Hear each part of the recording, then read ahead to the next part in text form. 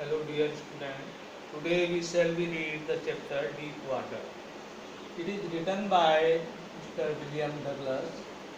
In this chapter, he described about his personal experience when he was a young boy. He was near drowned in a lake in a pool.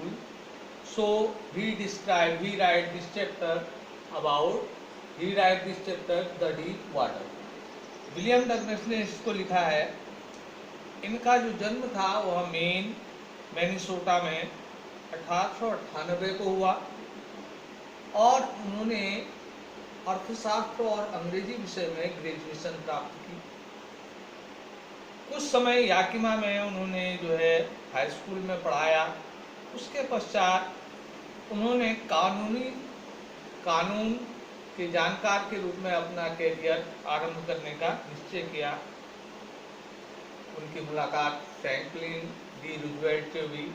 वे उनके सलाहकार और उनके अच्छे मित्र बन गए और 36 वर्ष तक उन्होंने व्यक्तिगत अधिकारों के लिए जो है कोर्ट में लोगों का केस लड़े और अंत में 36 साल तक बाद जो है वह कोर्ट के उस कैरियर से रिटायर हुए, एक वकील के पेशे से रिटायर हुए। और इस कहानी में उन्होंने अपने उस डर का जिक्र किया है जिस डर के कारण वह अपने बहुत से समय को जो है सुखपूर्ण ढंग से नहीं बिता सके। वह कहते हैं कि यह घटना लगभग तब की है जब मैं लगभग 11 साल का था और मैंने निर्णय लिया कि मैं तैरना सीखूंगा।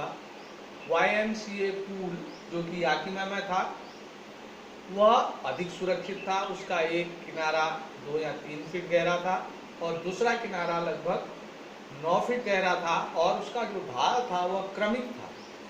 तो मेरी माँ ने, विलियम डगलस जी कहते, मेरी माँ ने मुझे हमेशा यह आगाह करती थी कि जो याकिमा नदी थी वह खतरों से भरी हुई थी और वहाँ वह जो लोग डूबे थे उनका जिक्र वह बार बार करते हुए मुझे उस पानी के खतरे के बारे में आगाह करती थी।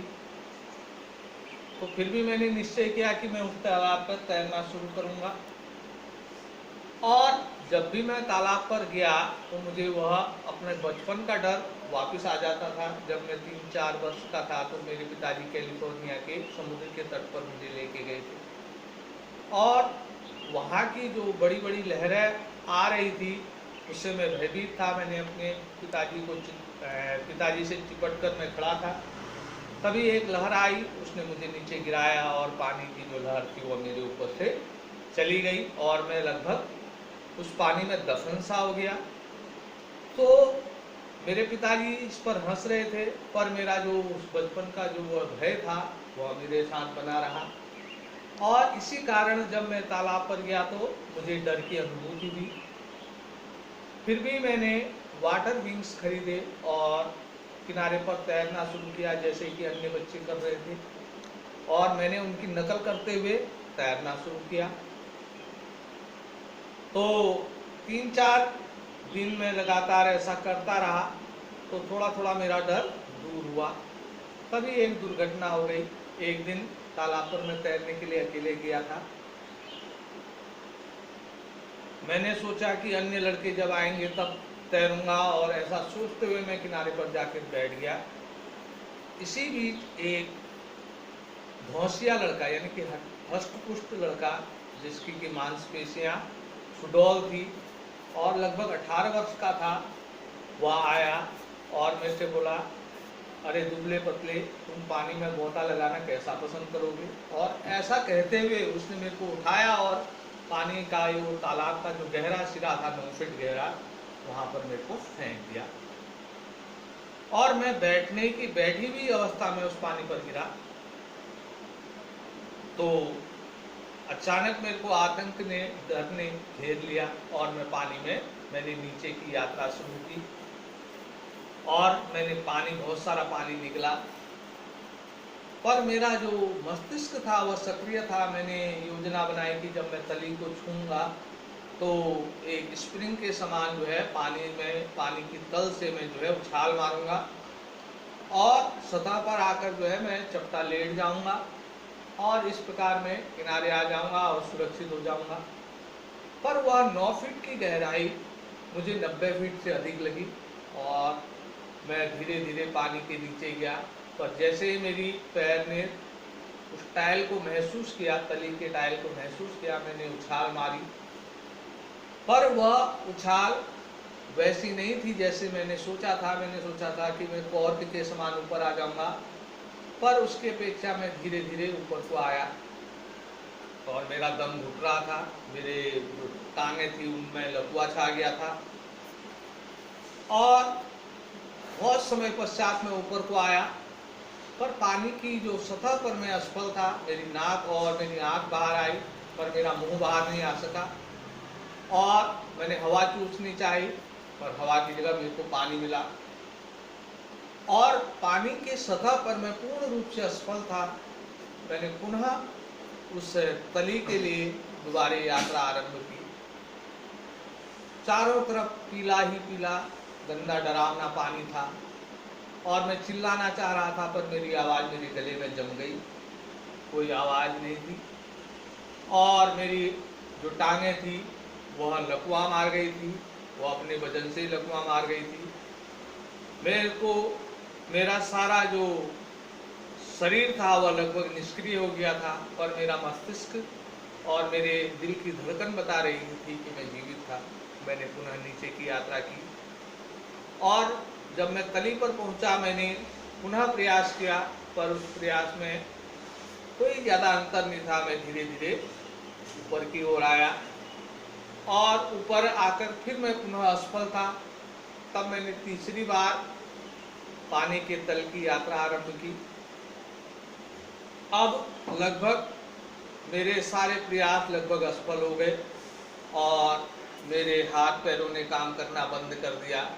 तब मैंने अपने आप पर राहत महसूस की और मेरे मस्तिष्क में अंधेरा छा गया और मेरे को नींद सी आने लगी और उनीदा होना और विस्मृति से पार करना वह बड़ा अच्छा महसूस हुआ। और उसके पश्चात मुझे अगली बात जो याद है, मैं तालाब के किनारे था और पेट के बल लेटा हुआ था। वह धौसिया लड़का जिसने मुझे तालाब पर फेंका था वह कह रहा था कि मैं तो मात्र उल्लू बना रहा था। तो लोगों ने कहा लड़का तो मरणासन में गई, इसको लॉकर रूम में ले चलते हैं। तो घंटों पश्चात जब मैं घर की ओर गया तो मेरे पैर डगमगा रहे थे और जब मैं बिस्तर पर लेटा तो मुझे कपकपी छा गई और उस रात मैंने भोजन भी नहीं किया और महीनों तक यह डर जो है मेरे अंदर समाया रहा। और मैं जब भी पानी के नज़दीक जाता तो वह पानी का डर मुझे पुनः जकड़ लेता, इसलिए मैं पानी के किनारे जाने से बचता। और अंत में मुझे कास्केड में एक झरने का पता चला। मैंने सोचा कि मैं वहाँ पर जाऊँ और पंपिंग नदी पर तैरूं, लेकिन उस डर के कारण जो है मैं वहाँ ऐसा नहीं कर सका। और इस डर ने मेरे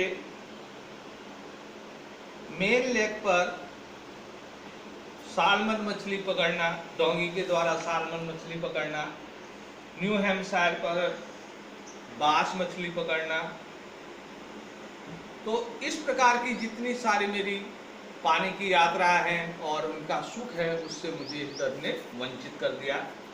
अंत में अक्टूबर में मैंने डिसाइड किया कि मैं तैरना सीखने के लिए अध्यापक को रखूँगा और मैंने एक अध्यापक को रखा और उसने मेरे कमर में एक बेल्ट बांधी जिस पर कि एक रस्सी अटैच थी और मेरे सिर के ऊपर गुजरने वाली केबल से उसने उस रस्सी को अटैच किया और उस रस्सी के एक सिरे को वह थामे रहा। तो उसने कहा कि मैं हाथ पैरों से तैरना शुरू करूं, पर जैसे ही मैं पानी पर जाता मेरा वो डर वापस आ जाता। पर मेरे अध्यापक ने मुझे इसके लिए रिलैक्स किया और वह बार बार यह अभ्यास करता रहा। धीरे धीरे मेरा यह डर चला गया। अब उसने मुझसे हाथ और पैरों के बल तैरना सिखाया। मैं धीरे धीरे हाथ पैरों के बल तैरना सीखा। तब उसने मेरे से कहा कि मैं पानी के अंदर बूंद डालूं और सांस को बाहर करूं, और फिर उसने नाक बाहर को निकालकर सांस लेने के लिए कहा। और यह अभ्यास में दिनों, हफ्तों और महीनों करता रहा, जिससे मैं थोड़ा थोड़ा करके इन सब से बाहर आया। और अंत में अप्रैल में उसने मुझे सब प्रकार से सिखाकर मेरे को परफेक्ट कर दिया, और तब उसका काम समाप्त हो गया। और उसने कहा कि तुम तालाब में, झील में गोता मारो और तैर कर पार करो, और मैंने तैर कर पार किया और उसका काम समाप्त हो गया। फिर भी मुझे डर था कि कहीं मैं अकेले जब तालाब पर दूंगा तो कहीं मेरे को वह डर जो है वापस न लौट आए। इसके लिए मैं हैम्पशायर पर गया, न्यू हैम्पशायर गया, और वहाँ पर जो है टिग्रिस आइसलैंड पर गया, और वहाँ 2 मील तैर कर जो है स्टाम्प एक आइलैंड पर गया, और मैं छाती के बल तैरा और हाथ पैरों के बल तैरा, पीठ के बल तैरा। तो एक बार मात्र वह जो डर था वह वापस लौट कर आया जब मैं झील के बीचों बीच में था। तो मैंने उस डर से कहा, उस आतंक से कहा, क्या मुझे डराना चाहते हो? देखो मैं तैर कर पार करता हूँ। और ऐसा कहकर मैंने उस झील को पार किया और वहाँ से वापस आया। अब मुझे लगा कि मैंने अपने डर पर विजय प्राप्त कर ली। तब मैंने जोर से आवाज़ लगाई और गिलबर्ट पीक से, यानी गिलबर्ट चोटी से वह जो मेरी अट्ठार था वह उसका जो प्रतिध्वनि वापस मेरे पास आई, और इस प्रकार मैंने अपने डर पर विजय पाई। और इन सब डर पर विजय पाने के कारण मैं अब जो है अकेले रास्तों पर चलने के लिए, पगडंडियों पर चलने के लिए, पहाड़ों की चोटियों पर चढ़ने के लिए, और अकेले कहीं यात्रा करने के लिए भी मैं सभी प्रकार के डरों से स्वतंत्र था। धन्यवाद। तो ये पाठ का सारांश है। ये जो कठिन वर्ड हैं इनको आप उतार लें, जो टफ वर्ड, डिफिकल्ट वर्ड हैं। कल हम इससे संबंधित जो प्रश्न उत्तर हैं वह कराएंगे। फेयर कॉपी में आप उन कामों को करें और नियमित रूप से काम करते जाएं, और उस काम को जो है लिखने के पश्चात उनको जो है याद भी करें। धन्यवाद।